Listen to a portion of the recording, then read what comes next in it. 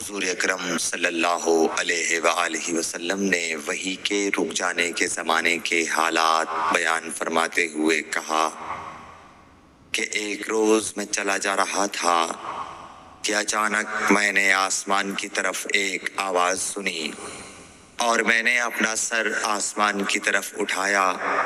کیا دیکھتا ہوں کہ وہی فرشتہ جو میرے پاس غار حرا میں آیا تھا وہ آسمان و زمین کے بیچ میں ایک کرسی پر بیٹھا ہوا ہے۔